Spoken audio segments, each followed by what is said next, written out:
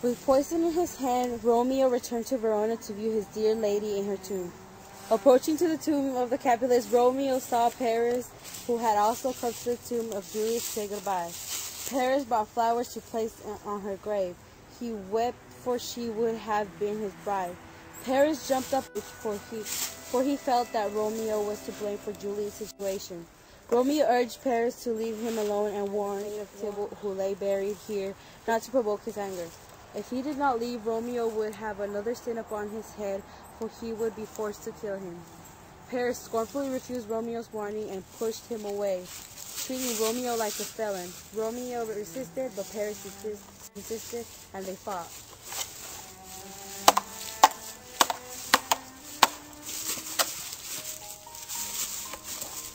Soon Paris lay dead.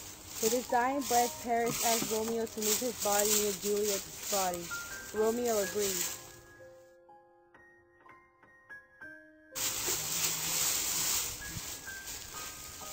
With Paris out of the way, Romeo approached Juliet's body. He knelt and kissed her. Death, lie thou there by a dead man entered. Here's to my love, O true apothecary, thy drugs are quick, thus with a kiss I die. Romeo grasped the bottle of poison that he had bought in Mantua and pulled out the stopper. With one last look at Juliet, he poured the poison into his lips. It worked immediately. Death, lie thou there by a dead man entered. Friar Lawrence rushed into the tomb, first stepping over Paris' body and Romeo. He knelt and brushed his hand across his former student's forehead. The sadness was overwhelming, and he forgot for a moment why he was in the tomb. When Juliet awoke from her trance, she stirred and sighed. The first thing that came to her mind was Romeo. Oh, where is my Romeo?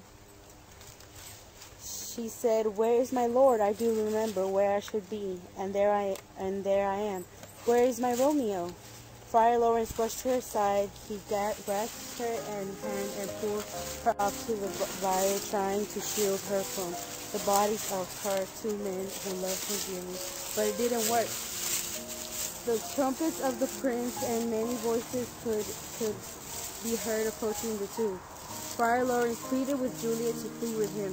To be caught in the tomb with more dead Capulets and Montagues would be more death. At the last second, Juliet pulled away as she spied Romeo's body on the ground.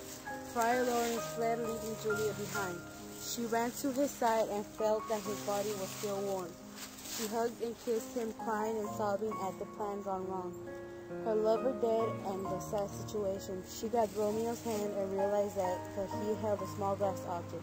She pried the bottle of poison from her true love's hand and tried to get the last drop from the bottle. Nothing was left. She thought to herself that the friar had left her there alone with her worries, and Romeo was dead.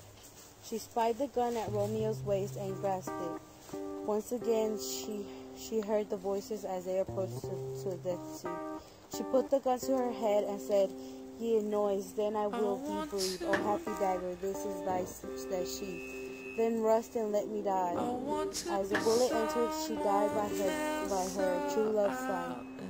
The sound of the gunshot brought the prince and his men. They had caught the friar as he was fleeing the tomb. The prince looked at the bodies in shock and grief. He demanded of the prince, what happened? What is the meaning of this?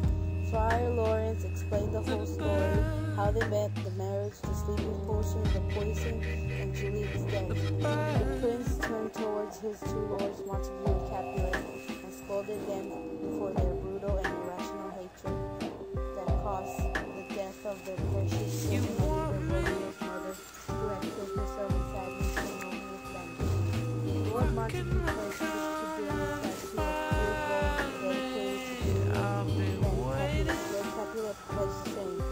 Calling Lord Montague his brother, and he forged a statue of friendship.